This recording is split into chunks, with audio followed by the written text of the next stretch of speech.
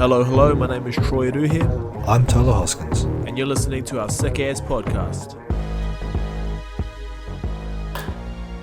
Kia ora, and welcome to another in-guest episode with our guest here. So, someone who actually, you will probably not even know this during the episode because we'll talk so fluently together, but I'm basically getting to know this person as we do sit here. The reason why I did reach out to her is because she's someone who I've seen just through social media have to go through like a few different things and kind of adjust the mindset, and that's what we're all about here at the Sick Ass podcast, is trying to figure out what really does work for us and how it is that we can adjust to actually make sure things do start working for us. So today we have on Rosie B Squared. But I don't know. What do you actually go by?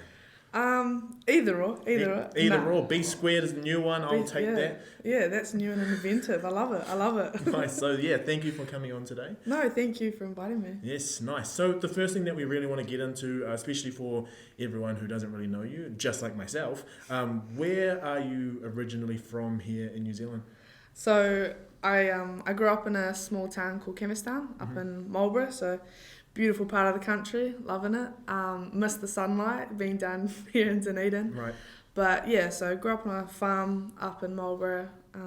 Went to small primary school and then a small high school in Picton, Queen Charlotte College, and yeah, I mean, had a great experience, great education, and grateful for the opportunities that it gave me. Right. So I mean, you mentioned there that you grew up on a farm. We'll talk about the main differences between city and farm shortly, but you know, what are the like things that you think growing up on a farm actually instilled in you as a person?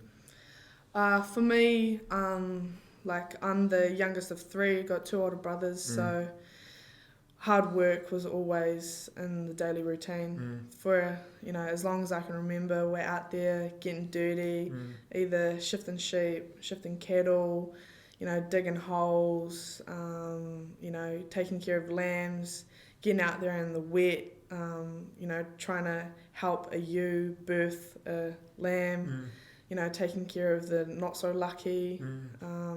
So I think it taught me a lot about life cycle and as a whole, you know, and grateful for the, you know, the nourishment of real and proper food rather than, you know, takeaways and stuff like that. That's awesome. That's really, really cool. It's kind of like, I guess the buzzword now is wholesome. Like, it is really wholesome, but like you kind of do have that greater appreciation of almost subsistence living, but also just knowing that if you are called upon to be put through hard times, I think you can go through some pretty hard times. Have there been anything, like any stories, I guess, from those times that you remember as like defining moments of who you are? If not, it's fine. I think just seeing my brothers grow up, and you know, I think like learning from them was awesome because they're almost like the test dummies. So you know, if my brothers sort of, you know,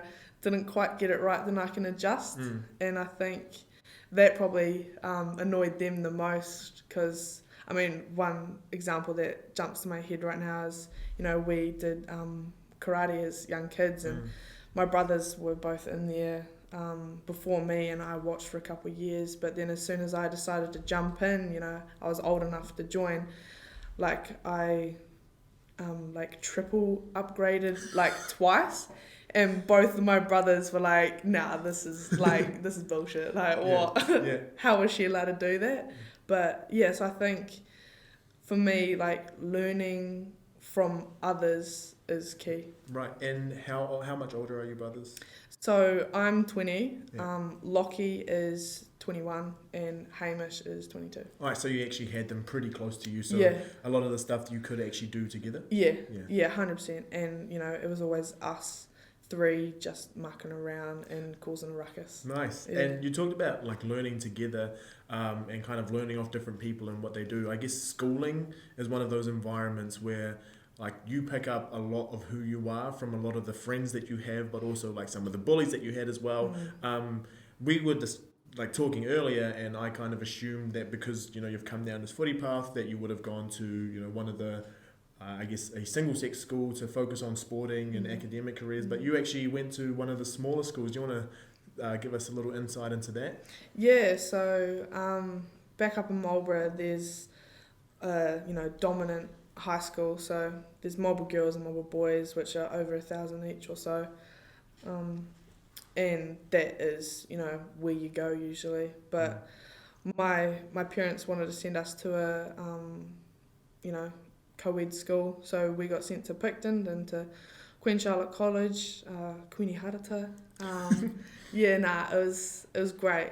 I think being the smaller school, it taught us almost so much more about, that family vibe and what, the smaller things are almost bigger. Right. So, you got to learn everyone at the school. You knew all their names and who they were. And I think that was a lot better because it built stronger relationships and you knew all the staff there and grateful for what they were putting into us. Whereas at the larger school, you're more likely just to be forgotten, as a number. Yeah, so I guess the way that you're speaking now is that you're very people oriented and you actually care a lot about the people around you because you see them as being able to help you, but you can help them. So did you have a few leadership roles coming through? Yeah, 100%. Definitely people orientated, and I think that showed at my school. So I was blessed with the opportunity to lead my school in the final year as head girl. Nice. And had unreal opportunities with that. So I got to go away on a Outward Bound course, many different, experiences with speaking in front of crowds. Got to learn a beautiful, or our sort of kapahaka side of our school, and learning a karakia for our school and everything like that. So yeah, getting up in front of everyone and being comfortable with it was massive learning, eh? Yeah. But I think it's something that transfers. That's almost the one skill that I think will transfer into nearly anything that you do in life. So we'll discuss how it kind of transferred right into your footy career. But before we actually get to where you are now with footy, how long have you been playing and why was this kind of the sport that you gravitated towards? Yeah, so I sort of started playing rugby when I was about 5 years old. And my dad was a coach, and he sort of coached me all throughout the majority of my age grade footy. And I think that was a key influence on me. So my dad being there, and obviously my two older brothers being in the same club and same sport. So it's easy to send all the kids to one spot rather than try and mush them around the place. So yeah, I think definitely my brothers and my dad got me into it. Right. And what was it about footy then, I guess, besides the fact that your family were there, but to actually carry on for pretty much most of your life? What do you find were the key elements of the game itself, or maybe it was the people involved, but why do you think it's still something that you're a part of? 15 years later. I think sort of through age grade, I just played it because it was my sport, and that's all I knew. Saturdays were for, playing rugby, and that's what you did in the winter. But I think now that I've, got more of a, switch on upstairs, I think definitely it's the relationships you build and the people you meet. And now that I'm at a higher level, getting to go around the country and meet even more people and see the country that I haven't been able to before. So definitely the relationships, because it's a whole different group of people, and it brings so many different characters together, and that's what I love about the sport, eh? Nice. And so you touched on the fact that you get to go around the country, but then you actually made a country move. So from where you were all the way down to Otago, Dunedin, and that's kind of a huge move. I remember when I had to do it, and I was just like, gosh, I've left my family, I've got nothing down here, and it was, I had to adjust quite a bit, but I knew that what I was going down for was going to be enough to keep me there. So what was it that actually brought you down here? Yeah, similar to yourself, I made the move at the end of my schooling because I thought I wanted to go to uni. So I decided to come down to Dunedin because Otago had a pretty good pitch, and I was real into PE, so that was huge attraction for me down here, the PE school, and the feta degree. It was sounded like a whole heap of fun, along with how successful the Otago Spirit rugby team was, right. And that sort of environment, how there's such a rich heritage of footy down here. So that was huge for me, and I thought I wanted to go to uni, but didn't quite work out as it happens. Yeah. So it didn't quite work out. What was the so the PE degree as you came in was either a 4 or 3 year degree. What ended up playing out, and then what made you think maybe that's not quite for me?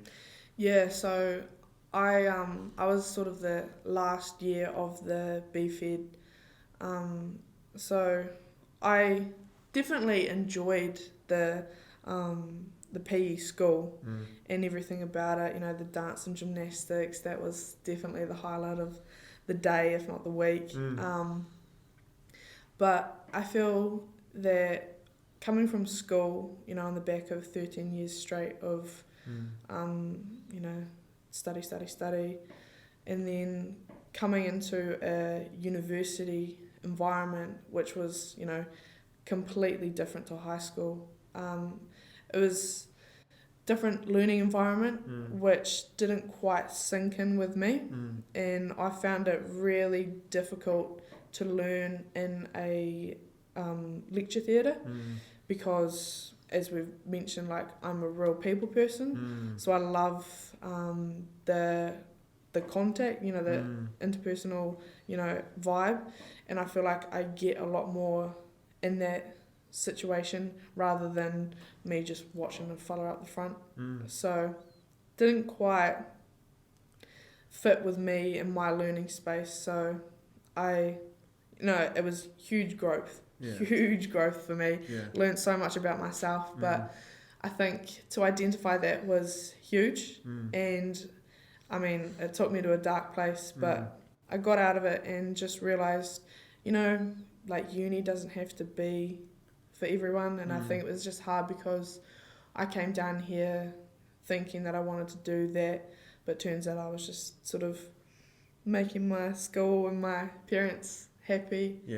Coming from, the head girl role, where it's like, everyone should be like her, but not quite. So still trying to find myself, but it's a roller coaster. And it's cool that you've acknowledged that. I mean, a lot of people still think they have found themselves, but they've kind of living out a dream for other people. And I mean, for you to acknowledge it now as a 20-year-old now, kind of on Instagram and social media, everyone says, oh, 20, you should have a house, you should be married, you should have all these different things. But the truth is, some people some people have a midlife crisis. They'll be 45 years old and be like, I don't want to do this anymore, and they go back and study. I know of so many people who are doing PhDs now or gone back to do a master's or a degree because they just realized what they're doing now isn't enough for them. And for you to notice it this early, a lot of your friends and stuff will, some of the people who just have no clue will give you all the shit, but they don't really know what they're up to. And for you to identify it is a really cool thing.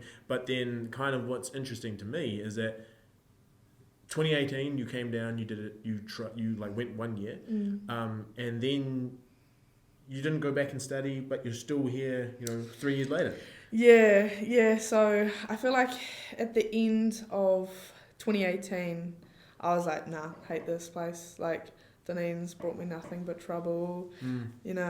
I just hated the city, I didn't want to come back, so I went home, had a summer back up home, and just reflected a lot on the year and the experience that I had. I'm definitely glad that I survived the whole year. So did the final dance. That's what's cool. But when I was home, I just sort of collected myself again and thought, what do I actually want to do? And I was 18, and I was like, well, I don't know what I want to do career-wise. All I know is that I just want to keep playing footy. Yeah. So for me, that was my motivator. So I want to go somewhere where I can do that. And that place was either Tasman or Dunedin for Otago. Yeah.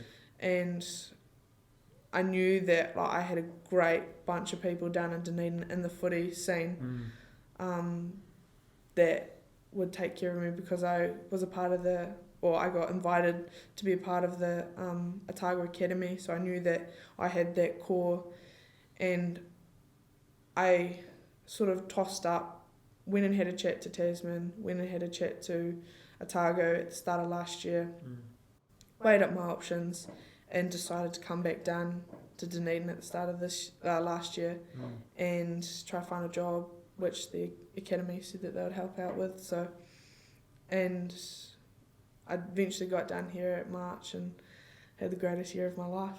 Had the greatest year of your life? Yeah. Right, so you went from being down here in a city where you ended up just like, nah, I hate the city, and then you come back to the same city, but somehow have the greatest year of your life. So what were the main differences for you, besides the fact that you don't now have to sit in a lecture theatre, listen to some dude up the front talk, so what do you think for you were the main differences? Like probably some of you just as an individual changing, but also your surroundings, so some things that you saw as different.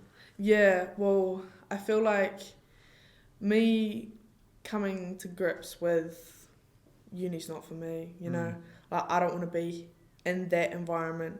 There was almost like a whole weight off my shoulders because I'd come to grips with, I don't want to be doing that, so I'm going to do what I want to do. And it was difficult to tell my parents that because I knew that they were gutted for me because, they only want the best for us, but it's always hard when you've sort of like let them down. Right. They won't tell you, but, But yeah, so at the start of last year, it was tough because I couldn't find a job. I didn't realise how hard it was to find a job down here. But eventually got there, and I was earning like just enough to eat and pay my rent. So I feel like footy really took me out of that negative space and just got me to concentrate on, the things that I love. Playing footy and hanging out with my mates. Cool. And I just immerse myself in this positive environment and turns out that I had the greatest season and met some amazing people and played awesome footy, and it showed because at the start of this year I got what they call identified by the Black Ferns coaches, so that was unreal. Right, so this is your chance to now flex because we've been touching on the fact that we're starting to play some good footy. So I think what we'll do is we'll go through the club that you belong to down here, the position that you play, and kind of some of your sporting accolades as a footy player, maybe from even any representative teams just throughout the whole thing. So we'll just go through. Okay, so I play halfback. Initially, when I was playing with the boys in age grade, I used to play 7. And so I still kind of get that little itch every now and again, want to be a flanker. But so I play halfback, and I play for Alhambra Union now. In my first year down in Dunedin, I went to varsity, but saw the light, and made the switch just to sort of grow the game, disperse the players around the clubs, because there's great footy girls in that club. So thought, you know, there's no point having the majority of the spirit in that club, and had great mates at Alhambra. So went there, jumped there, and yeah, it was awesome. So I think that was awesome for me. But so I've been playing for 15 years. When I was back up home, I played for Tasman, so the Mighty Mako. And I think I played women footy up there for about 3 years. It was kind of in my final year of school. That was our first year in the Whare Palmer Cup. So got a wee taster for how intense it was before coming down here to play for Otago. So I've been playing, this is my 3rd year in the Otago Spirit environment, and 3rd year in the Otago Academy. And yeah, so at the start of this year got identified by the Black Ferns. Met the Black Ferns coaches at the end of last year at one of the games, so that was pretty unreal, eh? Meeting a massive critic, that was scary, but he's a lovely guy, so it was cool. And then yeah, so at the start of this year got invited to a Black Ferns camp in March, and so flew up to Auckland. I was so gutted I missed the 660 concert. Oh, I was like... Black Ferns, 660. I know. Yeah. And like my whole family came down to Dunedin just to watch 660 perform, and I was like, you've got to be kidding me. This is the worst weekend for this to align. But yeah, I went up to the camp and had an amazing time. Right. Came back down here absolutely fizzing footy, eh? It was great. But then ISO hit. Yeah. So we'll talk about like what happened through ISO for a bit, but I guess the kind of pathway that you went, it was kind of like, I think it's pretty set that footy's something that's going to be for you, and like, you know, we've talked about how we know Marty McKenzie, and he's kind of done with Performance Academy and trying to like start something for people who don't make it. So did you notice that when you kind of got in and like got your foot in the door, which was with absolute hard work, to actually get noticed for that sort of stuff, but did you notice that you started learning all these different things that when you came back to trainings with like your regular club mates who didn't get that extra, you're just like, man, I'm like exponentially better than I was. Just like all these little tips and tricks from around the park.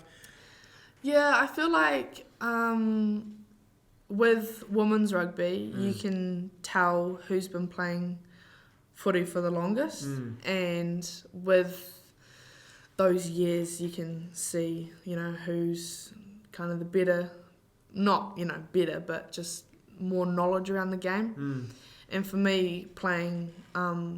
for long, like, not to toot my own horn, but like I feel like I've always sort of been like an educator, you know, for the girls who just jump in. Since it's a minority sport, you know, not a lot of people, not a lot of girls have a lot of experience with it, and they sort of just see it one day and think, oh yeah, I'll give that a go. And then the only team that they can jump into is sort of club rugby.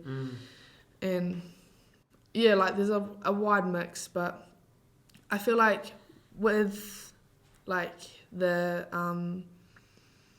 FPC teams that I've been a part of, it's cool because they also have like a wide range of like a training squad. So it's almost like open invite. Whoever sort of wants to come get coached by us and be seen by the coaches, then come along, throw a pill around kind of a thing.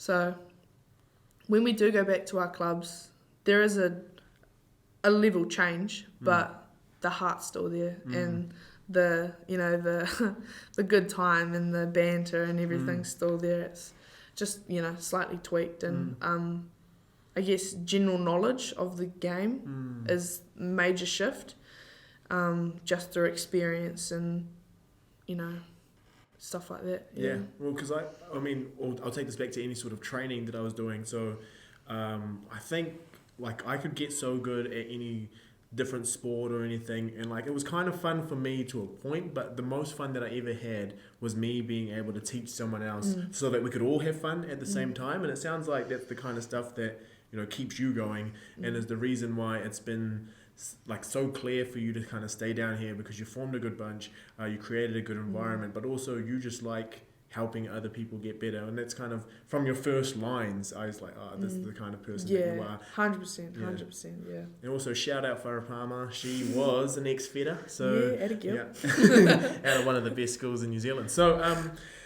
what I kind of wanted to touch on there, you talked about the whole, you know, minority and not being able to find, you know, females to play rugby. Now this is something that, I mean, I lived with Michaela Baker. She was an Otago Spirit player for pretty much every single year that she was down here. She's also played for Hawke's Bay. And, you know, we got into a lot of discussions, or not really discussions, more rants about just how female and women's footy just does not get the time of day that it deserves. And obviously there are some people who just take it and they're just like, oh, it is what it is. And I'm just like, well, that's a pretty shitty way to look at it. So, like, what are your thoughts around the inequalities, I guess, of, you know, women's rugby versus men's rugby? I mean, like, for me, coming in at the time that I have, I mean, a lot of girls, such as Farah Palmer, you know, have put all the hard yards in before me, and I'm sort of, you know, grateful that they have. But I mean, rugby is, you know, huge in New Zealand, as we all know. But it's because it's been around for so long, it's still got that that old rugby mentality of, you know, like farmers throwing a rugby ball around, you know, bashing each other up, and it's a men's game. So I think, you know, we're now shift another century, so the game needs to as well, kind of a thing. So I feel like there's a lot around the game that needs to change as a sport and as a whole, with either you know, pay equality, even just like getting the time of day, as you say. You know, men's grassroots rugby gets played on, you know, the TV, and you'd barely ever see women's, you know, club footy or whatever getting played on there.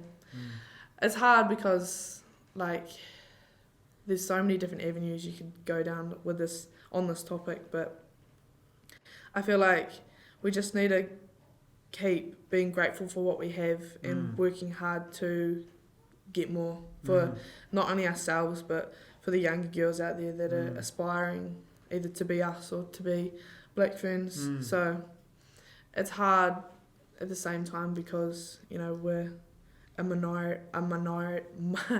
minority. Got it.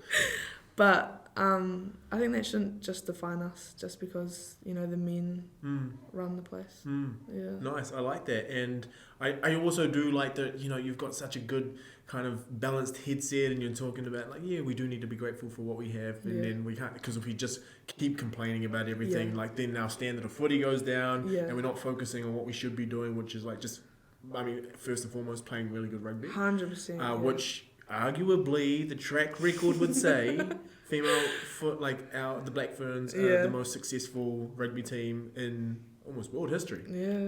Better than the All Blacks, you heard that.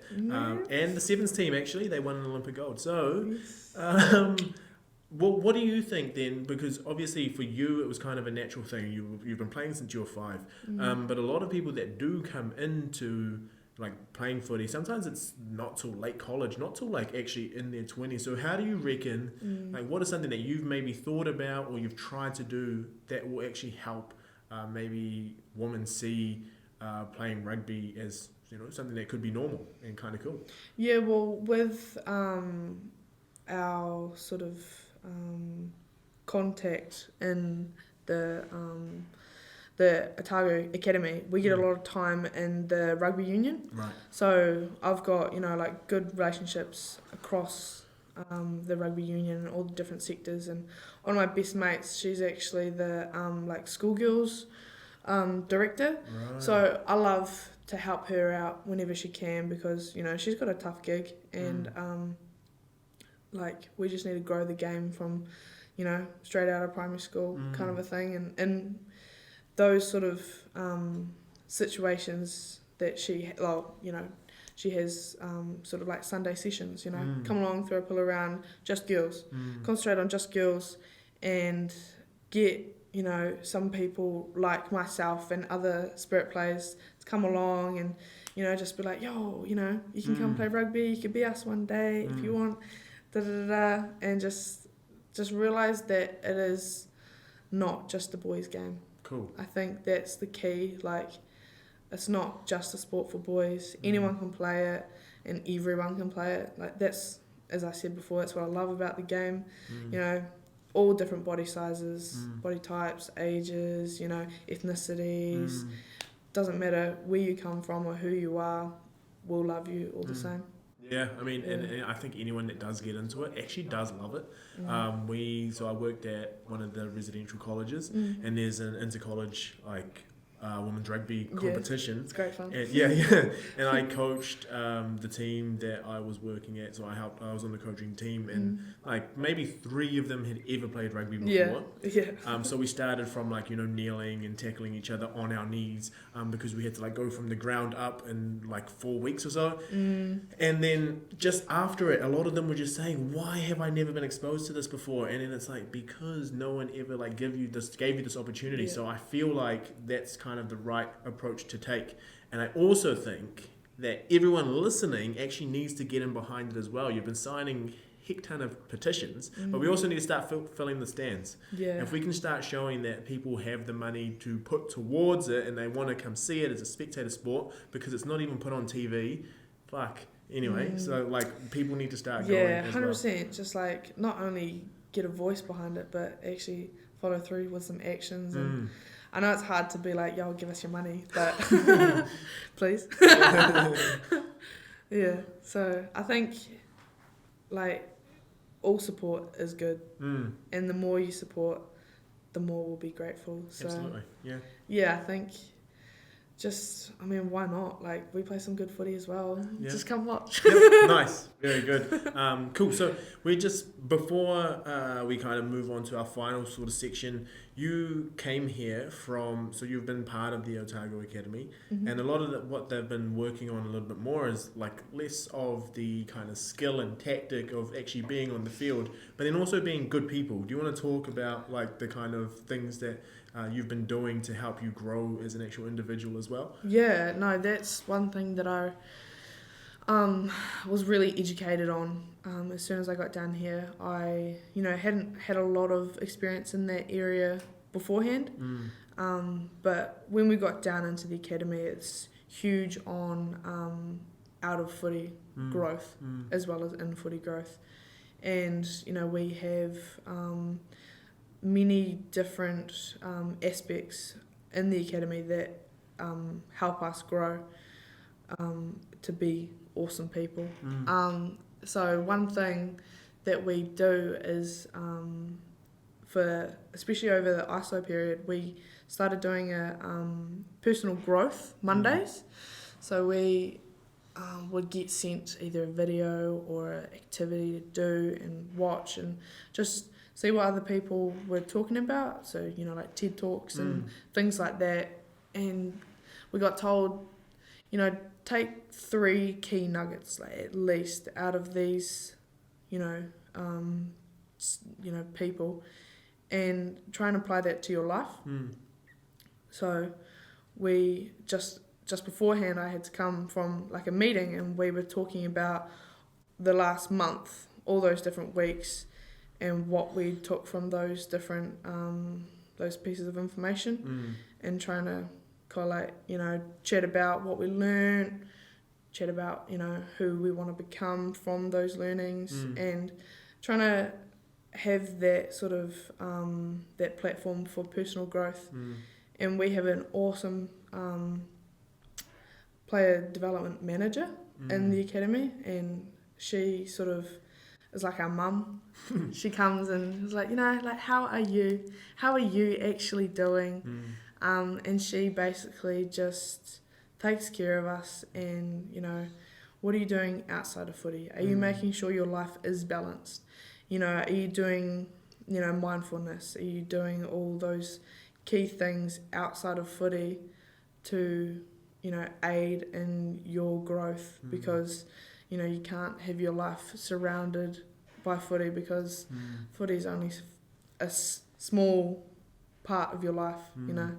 I think that they do a great job in there, and I've learnt so much with especially mindfulness and just opening your perspective on life as a whole. And learnt so much, especially with reading and different video clips as well. So you were talking about the taking a few nuggets. What were some really good ones, especially over the ISO period, where a lot of people just thought, I'm throwing this out the window. I don't want to do this anymore. New virus, new me. I don't know what people actually said.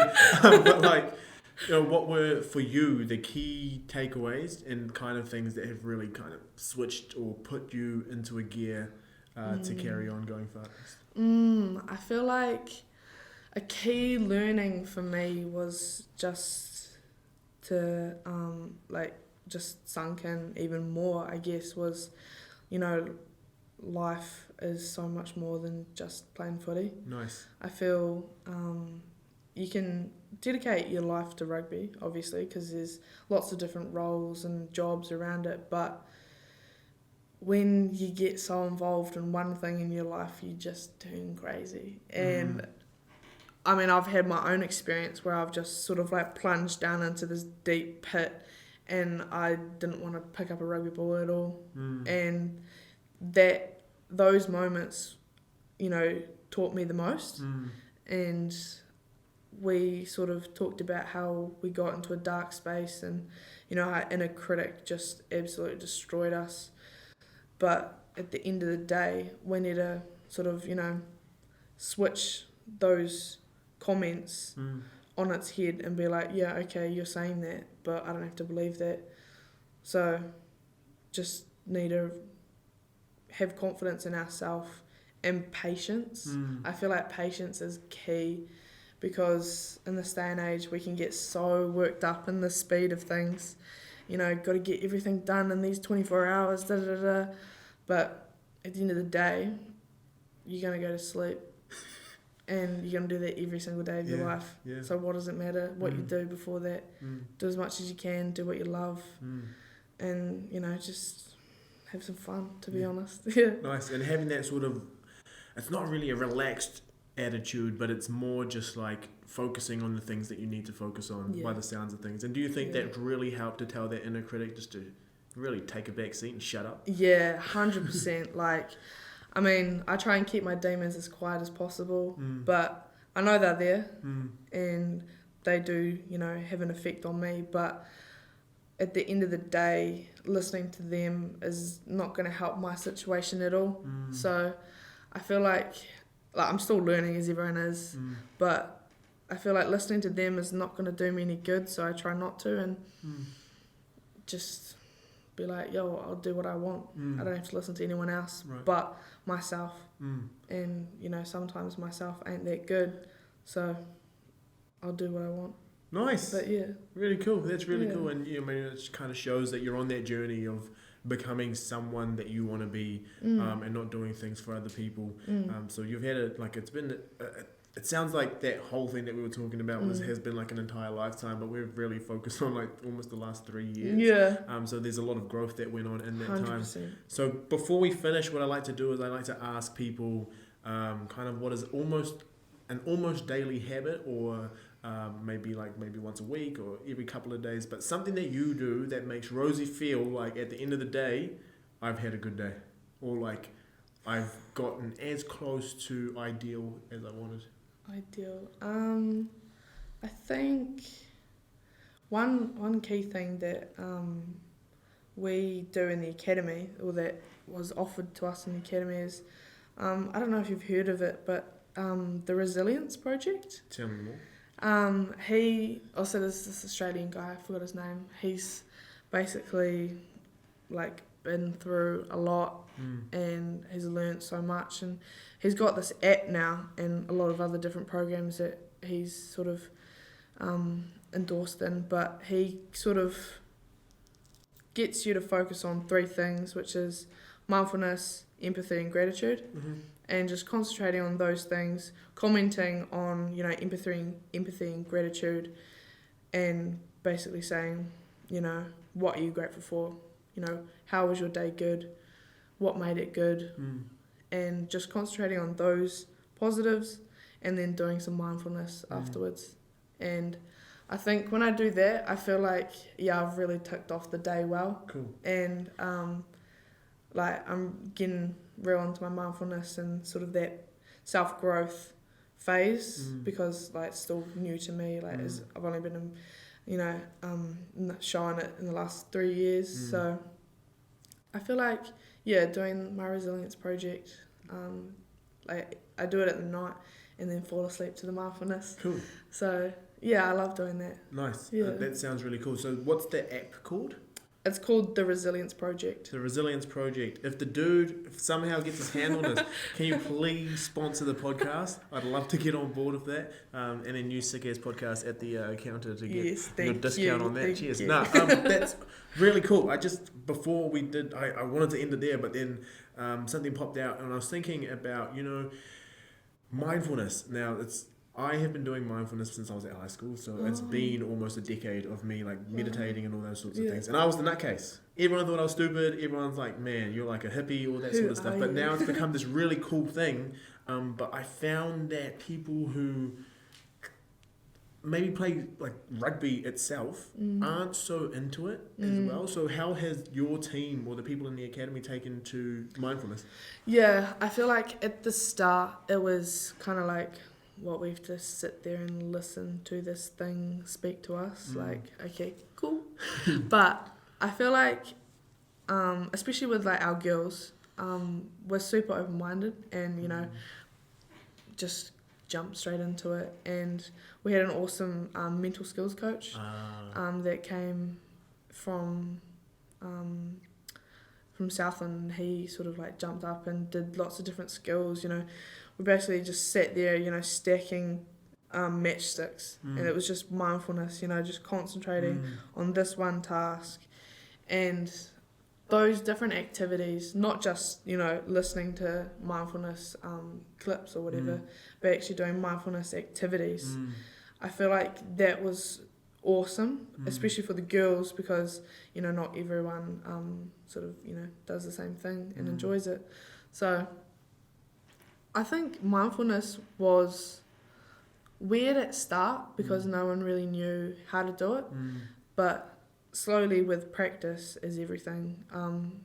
People got the hang of it and they sort of started doing it, and it's pretty common now, and a lot of people that I know do it as well and love it. Well, the transfer over to sport, where people don't really think about it, people was like, oh, I have to sit on this cushion and do this. But the thing is, in sport, if you muck up at any point, that is 1 second of an 80-minute game. And if you let that one fuck up fuck you over for the rest of the game, you've had a shitty game. But if you can slowly bring yourself back into the moment, and that's like practicing mindfulness there. So like if you're stacking your matchsticks, when one goes out of place, you don't just go, fuck, and then like move them all. You're just like, okay, slight little bit of a... Oh, and I did not realise how hard it was to just stack matchsticks up. Because like, holy damn, like sometimes you just want to go like, wah! But nah, I think you're absolutely correct. Like, it's so easy for athletes to dwell on that one mistake in the game. Like, oh, I'm terrible at it. Like, I throw a bad pull or, you know, knock it on, and I'm just like, why am I here? But at the end of the day, you're out there to do a job, and, you know, just got to ride that roller coaster and hope that you end on a high. And mindfulness is key because, you know, you just got to center yourself and just find that calm and just get through it, eh? I mean, we spend so much time kind of like practicing our skills of like, you know, how our muscles work and how fast and how strong we are. But like as soon as our mind takes over, like it doesn't matter how fast or how strong you are, you can't really perform. But before we sign off, so that was an absolute ripper of a finish. Favourite players growing up and why? Ooh, favourite players. When I was, like, as I said, I was playing 7, so I was always compared to Richie McCaw, so watched him since I was a little brat. But I didn't have a lot of experience, or I didn't get to watch a lot of the Black Ferns growing up, but I definitely knew who Kelly Brazier was. Of course, yep. Yeah, so I'd always look out for her name whenever there was something to do with rugby and Black Ferns. So I think she's a huge inspo as well, still out there playing top level footy, and not letting anything define her, especially her age. So she's an inspo. Yeah, fantastic answer. And that has been another awesome episode. I got to know so much about you just during the sit down here, and I really thank the willingness of you to be able to share those different experiences, because I feel like not only female footy players are going to hear this and be like, I agree, but then they're also going to maybe be a bunch of other people who never really gave women's rugby a chance, maybe to give them a chance. But also for any athlete out there, a lot of the things are universal, thinking about different ways that we can start to practice with the mind, but also just thinking about ourselves as just total individuals and not just thinking about the sport that we are playing.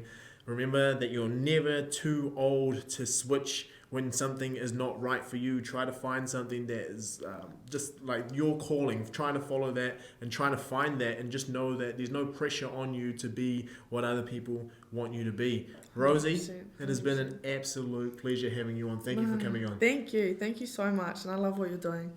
Thank you. Shout out the Broncos. Up the crazy horses.